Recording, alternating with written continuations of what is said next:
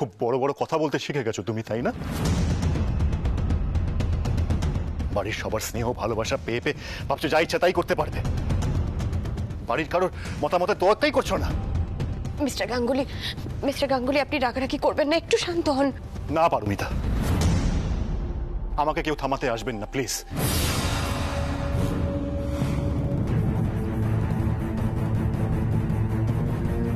আমি আজ অব্দি গুঞ্জা আর সৃজাকে সেভাবে শাসন করিনি বলে আজকে এই দিনটা দেখতে হচ্ছে। আমার মুখের উপরে, মায়ের মুখের উপরে ও কথা বলছে। ও কি ভাবছে? হ্যাঁ, আমাকে শাস্তি দিচ্ছে। এত করে ওকে বোঝালাম, তা সত্ত্বেও। বাবাই, বুঝতে পেরেছি আমি, আর পেরেছি বলেই তো আমি ডিসিশনটা নিলাম। তুমি দেখো, এরপর থেকে সব ঠিক হয়ে যাবে। আমার জন্যই বাড়িতে আর কোনো অশান্তি হবে না। তুমি প্লিজ আমায় যেতে দাও। দিদিভাই, এই কথা তুমি কি করে বলছো দিদিভাই? তুমি আমাকে ছেড়েও চলে যাবে?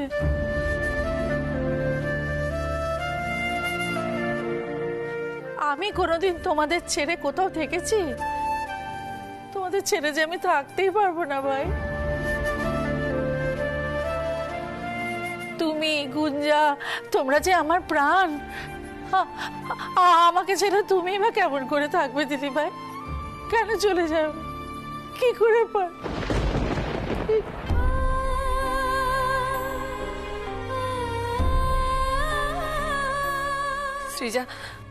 সৃজা, এটা তুই করতে পারলি? বাড়ির সবাই তোর কাছে ইম্পর্টেন্ট নয় নাকি? কালকে তোকে আমি ওভাবে কথা শুনিয়েছিলাম বলে তুই রাগ করে চলে যাচ্ছিস?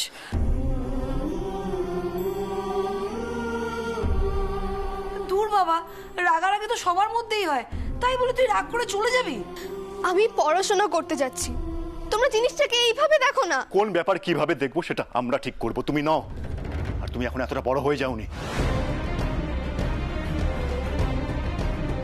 আমি তোমার বাবাই, তোমার গার্জিয়ান নই। তোমাকে আমার কথা শুনে চলতে হবে, আমি তোমার কথা শুনবো না।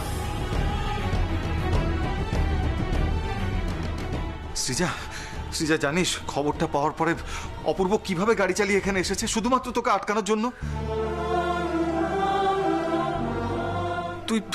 তুই মুখের দিকে তাকিয়ে ওর মনের অবস্থাটা একটু বোঝার চেষ্টা কর প্লিজ। কাকু, ও কিছু বুঝবে না, ওর বোঝার ক্ষমতাই নেই।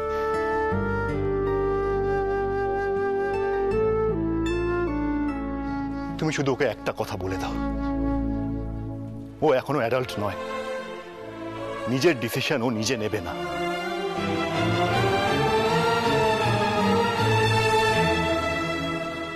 আহারে, মেয়েটার কি দোষ বলো? ওর উপর যা মানসিক চাপ চলছে, সেই মানসিক চাপ থেকেই ও এই সিদ্ধান্তটা নিয়েছে, আমি বুঝতে পারছি।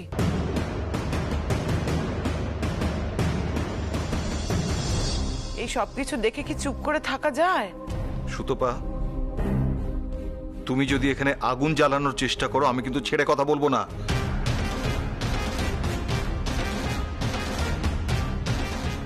সৃজা, একটা কথা বোঝার চেষ্টা কর।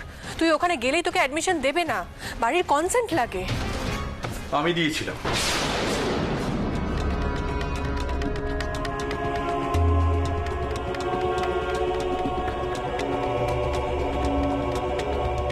জেঠুমনি,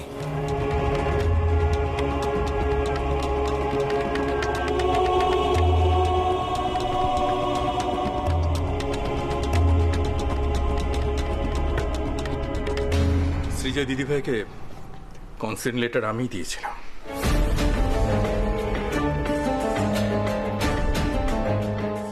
তুমি দিয়েছিলে মানে? তুমিও সব জানতে, অথচ তুমি আমাকে কিচ্ছু জানাওনি। তুমি কি এটাও ভুলে গিয়েছিলে নাকি? আমি জানাতে চেয়েছিলাম কিন্তু জানাতে পারিনি চৈতালি।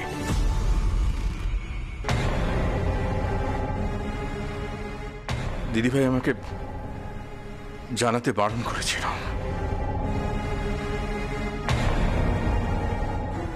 আর যদি আমি জানাতাম তাহলে ও বলেছিল যে ও বাড়ি ছেড়ে কাউকে না বলে চলে যাবে।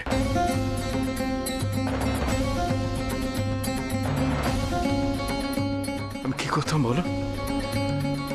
সুবি ওর স্কুল ফিজ ক্রেডিট করেছিল আর আমি কনসেন্ট লেটার দিয়েছিলাম, তাই তাই শুধু আমরাই জানতাম।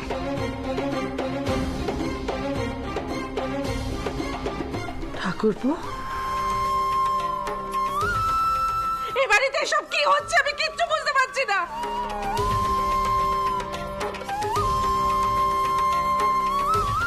দিদিভাই, ও দিদিভাই, তুমি কি আমার উপরেও অভিমান করেছো? হ্যাঁ বলো। না ঠাম, আর দাদাইয়ের কোনো দোষ নেই। আমি দাদাই আর কাকা দাদুকে দিয়ে প্রমিস করেছিলাম যাতে তোমাদের কিচ্ছু না জানায়। তুমি প্লিজ আমাকে ভুল বুঝো না ঠাম।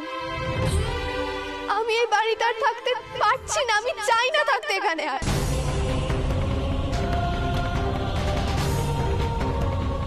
আমার পড়াশোনা, আমার ক্যারিয়ার সব নষ্ট হয়ে যাবে এখানে থাকলে।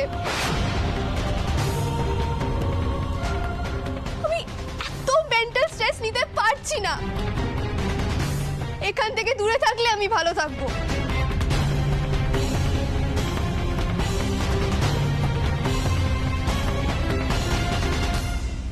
কি বললে তুমি? এই বাড়িতে থাকলে তোমার সবকিছু নষ্ট হয়ে যাচ্ছে?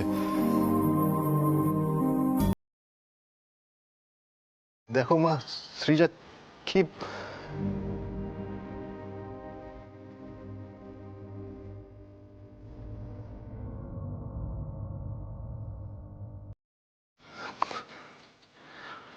ভেরি গুড, ভালো কথা।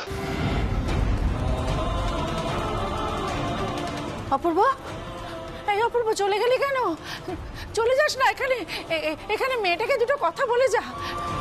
মেয়েটাকে যেতে দিস না অপূর্ব। চলে চলে গেল কেন?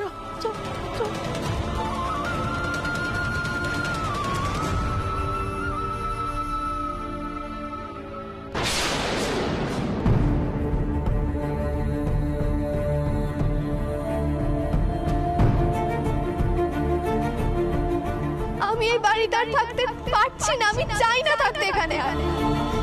আমার পড়াশোনা, আমার ক্যারিয়ার সব নষ্ট হয়ে যাবে এখানে থাকলে। এখান থেকে দূরে থাকলে আমি ভালো থাকবো।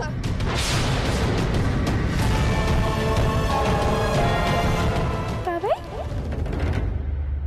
বাবাই বলো তো সৃজা কোথায় লুকিয়েছিল? এ মা, বাবাই খুঁজে পায়নি আমাকে।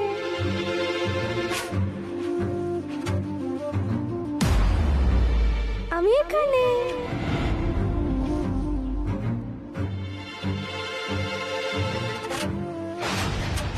দেখো মা, বাবাই আমাকে ধরতে পারে না, ধরতে পারে না, পারে না।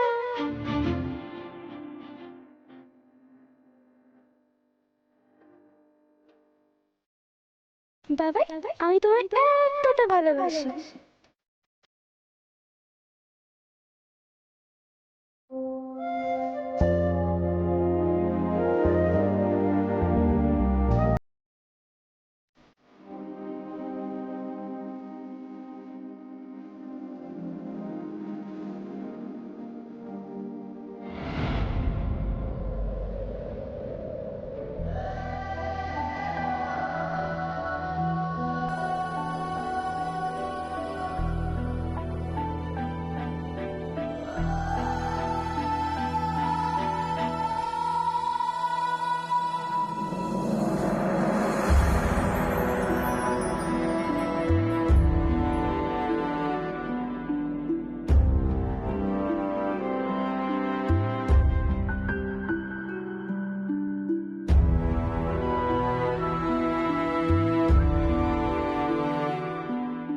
বাবাই, সৃজা, হ্যাঁ সৃজা,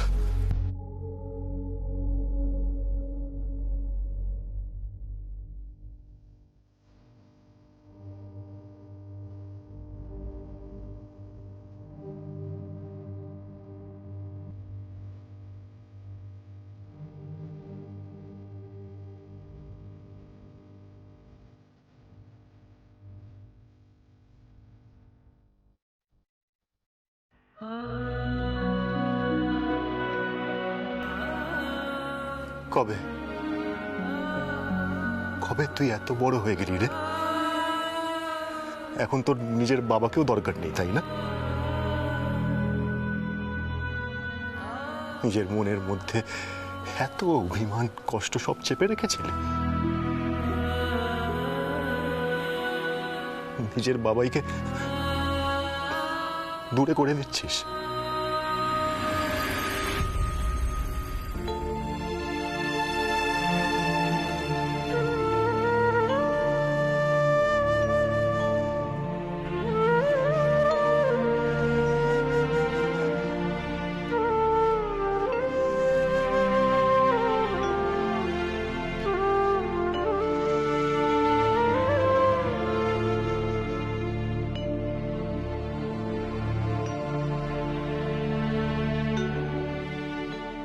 মিস্টার গাঙ্গুলি, সৃজা তো ছোট বলুন, সন্তানদের কাছে কিন্তু তাদের বাবা মাই সব থেকে আপন হয়। তাই তো তারা বাবা মার উপর রাগ করে, অভিমান করে। আর আর ছোটরা ভুল করবে না তো কে করবে? তাই বলে কি আমরা তাদের উপর রাগ করে বসে থাকতে পারি? আপনি একবার যান, গিয়ে সৃজার সাথে কথা বলুন, দেখবেন একটা না একটা সমাধান ঠিক বেরিয়ে আসবে।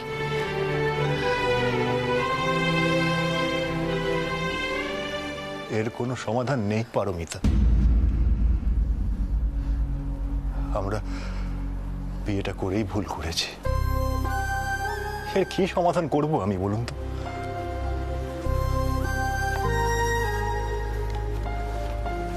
আচ্ছা পারমিতা, আমাকে একটা কথা বলুন তো, আমরা কি সত্যি এই বিয়েটা করে ভুল করেছি? কুট্টুস আর গুঞ্জার কথা ভাবতে গিয়ে আমি সৃজার কথা একবারও ভাবলাম না। আমার মেয়েটা কি চায়, ওর মনের মধ্যে কি চলছে, সেটা জানার আমি একবারও চেষ্টা করলাম না। আমার মেয়েটা আমার থেকে দূরে চলে যাচ্ছে, ওকে আমি হারিয়ে ফেললাম।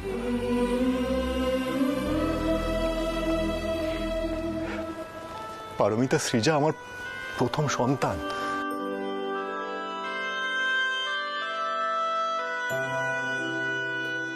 প্রথমবার বাবা মা হওয়া জীবনের শ্রেষ্ঠ অনুভূতি পারমিতা। আপনিও নিশ্চয়ই এটা খুব ভালো করে বুঝতে পারবেন।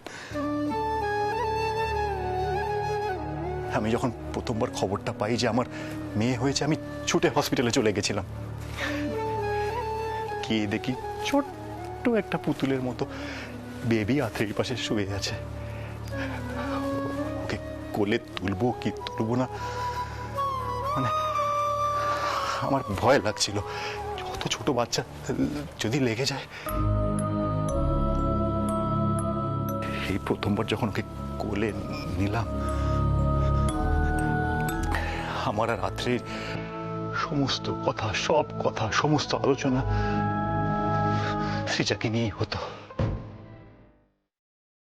সৃজাই আমাদের ধ্যান জ্ঞান সবকিছু হয়ে গেছিল।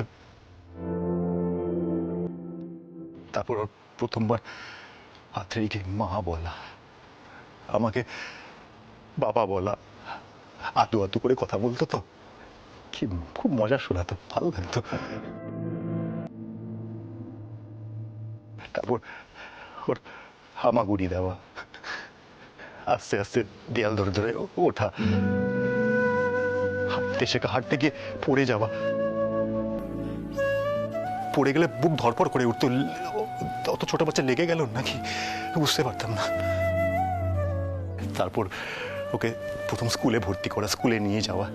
জানেন পারমিতা, যাচ্ছিলই না স্কুলে, আমার আঙ্গুলটা ধরে আমাদের দিকে তাকিয়েছিল, তাকিয়ে কাঁদছিল, বলছিল বাবাই আমি কোথাও যাবো না, কোথাও যাবো না, তুমি আমাকে নিয়ে চলো। তারপর আত্রেয়ী যখন চলে গেল, সৃজা আর গুঞ্জার পৃথিবীটাই আমি হয়ে উঠলাম। ওরা আমাকে আঁকড়ে ধরে রাখতো। আমি ওদেরকে সামলানোর অনেক চেষ্টা করেছি।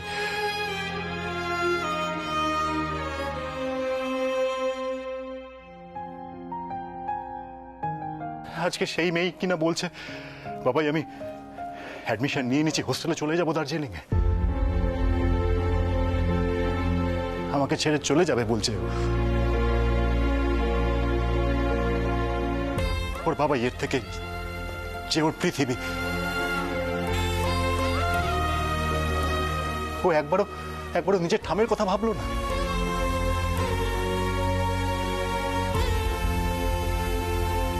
পারমিতা, মা এই আঘাতটা সহ্য করতে পারবে না। নিজের নাতনিদের ছেড়েও মা কোনোদিনও থাকেনি। অসুস্থ হয়ে পড়বে আমার মা। আমি বুঝতে পারছি না আমি সৃজাকে কিভাবে আটকাবো, আটকাতে পারছি না। জানি না কি করবো। দাদা ভাই, আমি আর সহ্য করতে পারছি না। সৃজা কি ভাবছে নিজেকে? ও বছর বন্ধুরা আসবে আর ওকে ও নিয়ে যাবে, আমাদের যাওয়ার দরকারই নেই। ও এই কথাগুলো বলেই যে বললো এইভাবে। সৌভিক, আমি কি করবো বলতো?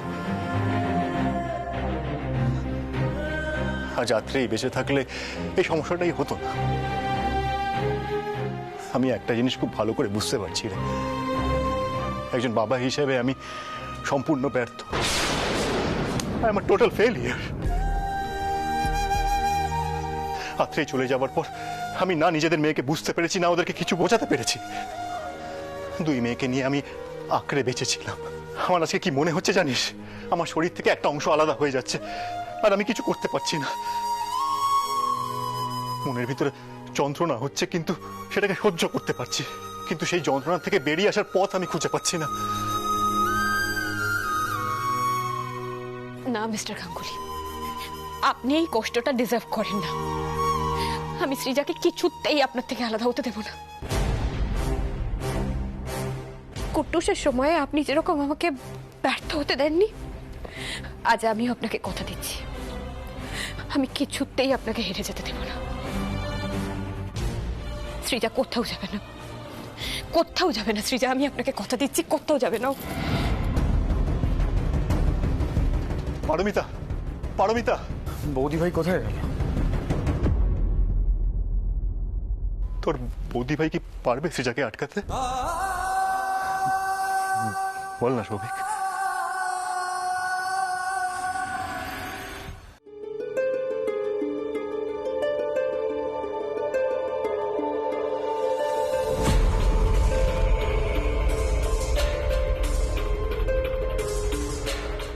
রাগুন দিদি, কি হয়েছে গো? তোমরা সবাই এরকম মুখ করে দাঁড়িয়ে আছো। আর ঠাম্মি কাঁদতে কাঁদতে উপরে চলে গেল কেন? আমি হস্টেলে চলে যাচ্ছি কুট্টুস, আর গুঞ্জা এখানে নেই। তুমি তোমার আঙ্কেলকে নিয়ে আনন্দে থেকো, কেউ ভাগ বসাবে না। আর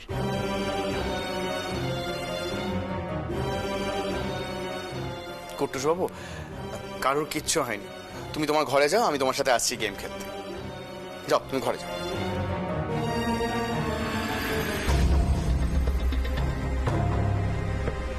মা, রাগুন দিদি কি বলে গেল? রাগুন দিদি কোথায় যাচ্ছে? কোথাও যাচ্ছে না বাবা, তুমি ঘরে যাও, ঘরে গিয়ে হোমওয়ার্কগুলো সেরে নাও তো, যাও। বাবা, মা কোথায় গেলেন? মায়ের সাথে আমার একটু দরকার ছিল। তোমার মা তো ঘরে চলে গেলেন। এত বড় আঘাতটা যে কি করে সামলাবেন?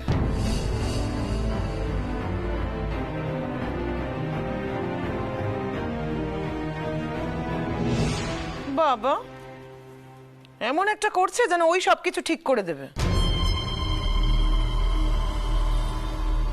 আজ ওর জন্যই বাড়িতে এরকম একটা দিন দেখতে হচ্ছে। চুপ করো সুতপা, একদম চুপ। তোমাকে কথা বলতে বারণ করেছি না?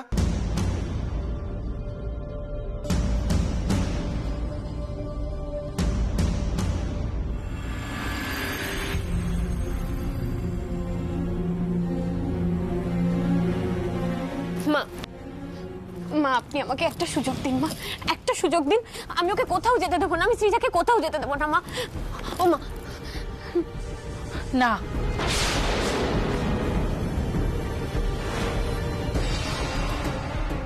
মা মা আমি আপনাকে নিরাশ করব না, আমি কথা দিচ্ছি। আপনি আমাকে একটা সুযোগ দিন। না পারমিতা, তুমি পারবে না।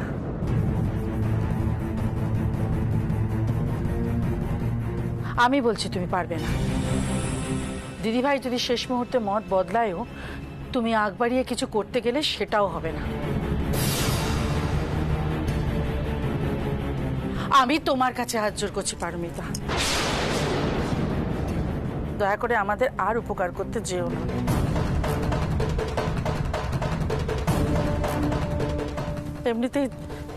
এমনিতেই যা হবার হয়ে গেছে, সব শেষ হয়ে গেছে, সব।